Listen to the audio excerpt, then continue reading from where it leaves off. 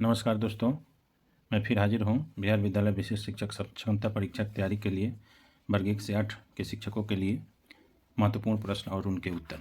तो बिना देर किए हुए चलिए क्वेश्चन देखते हैं। तो पहला क्वेश्चन है, मुख्यमंत्री की नियुक्ति कौन करता है? राष्ट्रपति, राज्यपाल, प्रधानमंत्री, संसद के सदस्य। तो इसमें से उत्तर आपका हो जाएगा बी हो जाएगा, राज्यपाल करता है। आगे बढ़ते हैं। दूसरा, राज्य में मुख्यमंत्री समेत मंत्रियों की न्यूनतम संख्या कितने से कम नहीं होनी चाहिए? तो यह आपका उत्तर हो जाएगा, इसमें ऑप्शन है 9, 10, 11, 12। तो इसमें आपका उत्तर हो जाएगा कम से कम किसी भी राज्य में मंत्रिमंडल के लिए 12 मंत्री का होना आवश्यक है। तीसरा प्रश्न है, मंत्रियों को पद एवं गोपनीयता की शपथ कौन दिलाता है? तो यह आपका हो जाएगा राज्यपाल हो जाएगा। ऑप्शन है प्रधानमंत्री, राष्ट्रपति, मुख्यमंत्री, राज्यपाल। आगे बढ़ते हैं। प्रश्न संख्या 4, कौन सा अनुच्छेद स्पष्ट करता है कि राज्य विधानसभा के प्रति मंत्रिपरिषद का सामूहिक उत्तरदायित्व होगा? इसमें ऑप्शन है अनुच्छेद 158, अनुच्छेद 161, अनुच्छेद 162, अनुच्छेद 164। तो आपका उत्तर हो जाएगा अनुच्छेद 164 हो जाएगा। आगे बढ़ते हैं। उप मुख्यमंत्री की नियुक्ति की जाती है जब मुख्यमंत्री अनुपस्थित रहता है, स्थानीय राजनीतिक कारणों से की जाती है। उपरोक्त दोनों कोई नहीं। तो उप मुख्यमंत्री का पद जो होता है कोई संवैधानिक पद नहीं होता है। तो यह स्थानीय राजनीतिक कारणों से की जाती है कि सरकार एस्टेब्लिश रहे। यदि गठबंधन की सरकार है तो किसी दल को खुश करने के लिए किया जाता है। ऐसे यह कोई संवैधानिक पद नहीं है। तो आगे बढ़ते हैं। प्रश्न 6, मंत्रालय शब्द किसके लिए प्रयोग किया जाता है? पहला है राज्यसभा, विधानसभा, लोकसभा, केंद्र। तो यह आपका उत्तर हो जाएगा केंद्र। 7 प्रश्न है, किस अनुच्छेद में मुख्यमंत्री का राज्यपाल को सूचना प्रदान करने का कर्तव्य होगा? अनुच्छेद 163, अनुच्छेद 164, अनुच्छेद 166, अनुच्छेद 168। तो इसमें आपका उत्तर हो जाएगा अनुच्छेद 168। आगे बढ़ते हैं। निम्न में से मुख्यमंत्री का कर्तव्य होगा कि पहला ऑप्शन है, वहाँ मंत्रिपरिषद द्वारा राज्य के प्रशासन से संबंधित मामलों के लिए गए सभी निर्णय तथा विधायन के प्रस्तावों के बारे में राज्यपाल को सूचित करें। यदि राज्यपाल चाहे तो मंत्रिपरिषद के समक्ष ऐसे मामले को विचारक रखें जिस पर निर्णय तो किसी मंत्री द्वारा लिया जाना है, लेकिन जिस पर मंत्रिपरिषद में विचार नहीं किया गया है। तीसरा ऑप्शन है, राज्यपाल द्वारा राज्य के प्रशासन से संबंधित मामलों अथवा विधायक प्रस्ताव के बारे में मांगे जाने पर सूचना प्रदान करना। और चौथा है उपरोक्त सभी। तो यह सभी के लिए लागू होता है। प्रश्न 9 है, मंत्रिपरिषद का एक छोटा सा भाग क्या कहलाता है? पहला है कैबिनेट, दूसरा है मंत्रिमंडल, तीसरा है उपरोक्त दोनों, चौथा है बी सही ए गलत। तो इसमें से उपरोक्त दोनों होगा, कैबिनेट कहलाता है और मंत्रिमंडल कहलाता है। 10 नंबर प्रश्न है, राज्य मंत्रिपरिषद के सदस्यों की नियुक्ति की जाती है मुख्यमंत्री द्वारा, विधानसभा अध्यक्ष द्वारा, राज्यपाल द्वारा, राष्ट्रपति द्वारा। तो उत्तर हो जाएगा राज्यपाल द्वारा। आगे प्रश्न देखते हैं। राज्य विधान परिषद का सदस्य होने के लिए आवश्यक है कि व्यक्ति की आयु, यानी विधान परिषद के लिए व्यक्ति की आयु 25 वर्ष पूर्ण हो चुकी हो, 30 वर्ष पूर्ण हो चुकी हो, 35 वर्ष पूर्ण हो चुकी हो, 21 वर्ष पूर्ण हो चुकी हो। तो उत्तर हो जाएगा 30 वर्ष पूर्ण हो चुकी हो एमएलसी के लिए। प्रश्न 12 है, राज्य मंत्री परिषद की बैठकों की अध्यक्षता व उसका कार्य संचालन किया जाता है। पहला है राज्य के मुख्यमंत्री द्वारा, राज्य के राज्यपाल द्वारा, विधानसभा अध्यक्ष द्वारा, राष्ट्रपति द्वारा। तो इसका उत्तर हो जाएगा राज्य के मुख्यमंत्री द्वारा। आगे प्रश्न देखते हैं। राज्यपाल की नियुक्ति संविधान के किस अनुच्छेद के तहत की जाती है? अनुच्छेद है 153, बी है अनुच्छेद 154, सी है अनुच्छेद 155, डी है अनुच्छेद 156। तो इसका सही उत्तर हो जाएगा सी, अनुच्छेद 155। मित्रों, अभी तक हमारे चैनल पर बने हुए हैं तो जो लोग सब्सक्राइब नहीं किए हैं सब्सक्राइब करें, जो लोग देख रहे हैं लाइक करें, शेयर करें, और कोई दिक्कत है या किसी प्रकार का सुधार चाहते हैं तो कमेंट्स करें। चलिए आगे देखते हैं। 14 प्रश्न, मंत्रिमंडल सचिवालय का राजनीतिक प्रमुख होता है मुख्य सचिव, मुख्यमंत्री, सचिव, मुख्यमंत्री, सचिव मुख्यमंत्री, राज्यपाल। तो इसका सही उत्तर हो जाएगा मुख्यमंत्री जो होता है मंत्रिमंडल सचिवालय का राजनीतिक प्रमुख होता है। 15 प्रश्न है, राज्यपाल एवं मंत्रिपरिषद के बीच संवाद की कड़ी यानी सेतु का कार्य कौन करता है? मुख्यमंत्री, राज्यपाल का सचिव, कैबिनेट सचिव, राज्य संपर्क अधिकारी। तो यह होता है जो सेतु का काम करता है वह मुख्यमंत्री होता है। प्रश्न संख्या 16 है, एक नागरिक जिसे भारत के सर्वोच्च न्यायालय के चुनाव लड़ने के अयोग्य घोषित किया तथापि किसी राज्य के राज्यपाल ने मुख्यमंत्री के पद पर नियुक्त किया था, उस मुख्यमंत्री राज्यपाल को और राज्य का नाम बताइए। तो इसमें उत्तर हो जाएगा जयललिता फातिमा अली जो मुख्य न्यायाधीश थी, और यह तमिलनाडु राज्य का मामला है। जयललिता वहाँ की मुख्यमंत्री थी और वहाँ के राज्यपाल जो थी वह फातिमा अली, और तमिलनाडु राज्य का यह मामला है।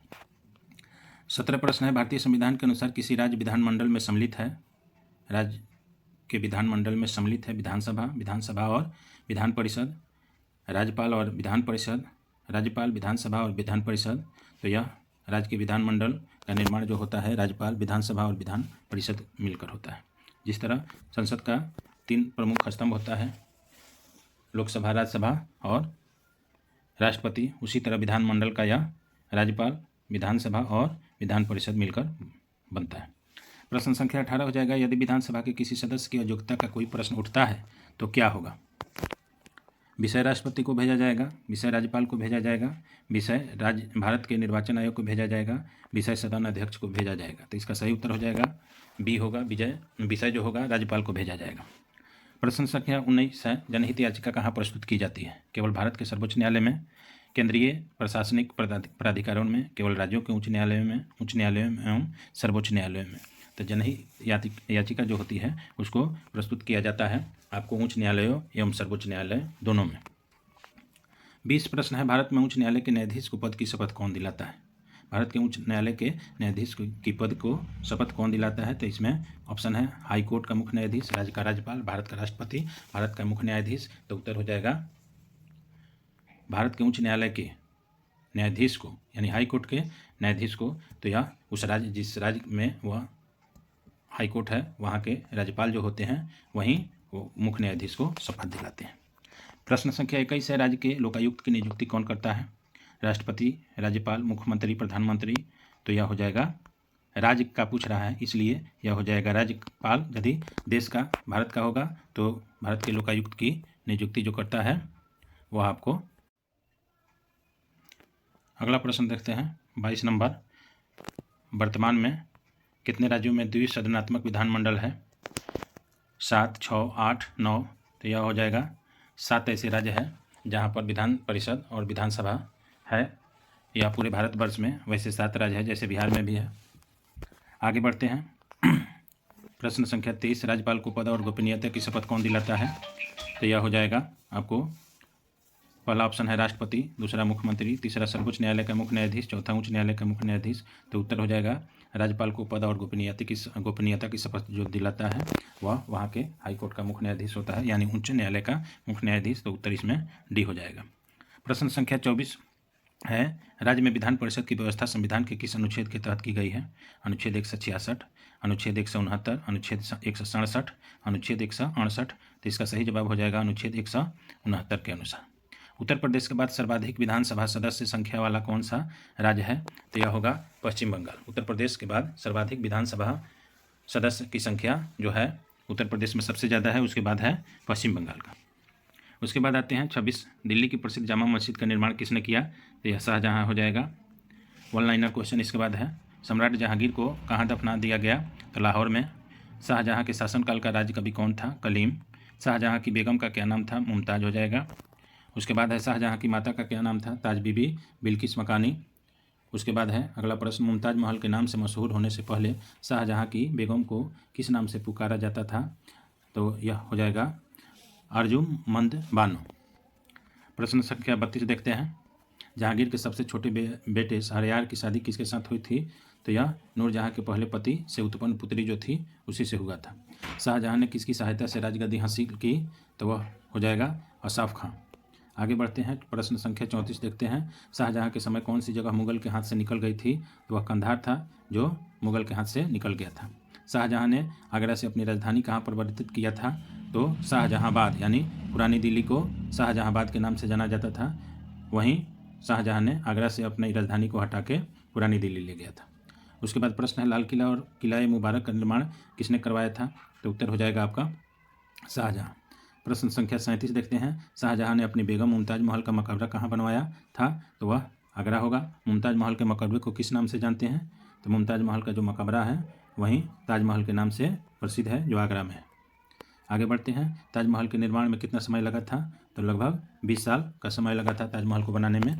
ताजमहल का निर्माण कार्य कब शुरू किया गया था? 1632 ईस्वी में शुरू किया गया था। ताजमहल के वास्तुविद कौन थे? तो वास्तुविद ताजमहल के उस्ताद ईसा खां एवं उस्ताद अहमद लाहौरी थे। ताजमहल को बनाने में इस्तेमाल किया गया संगमरमर जो था कहाँ से लाया गया था? तो वह राजस्थान के मकराना नामक जगह से लाया गया था। आगरा का मोती मस्जिद किसने बनवाया था? तो यह हो जाएगा शाहजहाँ। प्रश्न संख्या 44 देखते हैं। शाहजहाँ के समय आने वाले फ्रांसीसी का क्या नाम था? तो फ्रांसिस बर्नियर और टवर्नियर उसका नाम था। प्रश्न संख्या 45 देखते हैं। शाहजहाँ के दरबार में संस्कृत के कौन से पंडित मौजूद थे?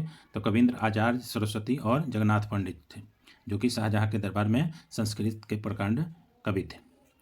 46 नंबर प्रश्न है, मयूर सिंहासन किसने बनवाया था? तो मयूर सिंहासन शाहजहाँ ने बनवाया था। उसके बाद है, मयूर सिंहासन को बनाने वाले कलाकार का क्या नाम था? तो वह बादल खां था। उसके बाद प्रश्न संख्या 48 है, शाहजहाँ के बचपन का क्या नाम था? तो बचपन के नाम खुर्रम था। यह परीक्षा में पूछता है, बहुत सारी परीक्षा में यह पूछ चुका है। 49 सवाल है, यानी 49 नंबर, मुगल चित्रकला किसके राज्यकाल में अपनी पराकाष्ठा पर पहुंची? तो वह जहांगीर होगा। इसके साथ ही आज का यह वन लिनियर क्वेश्चन और ऑब्जेक्टिव क्वेश्चन समाप्त होता है। तो वीडियो कैसा लगा? जो पहली बार देख रहे हैं वे सब्सक्राइब कर दें, बाकी लोग लाइक करें, शेयर करें और कमेंट करें। चलिए, धन्यवाद।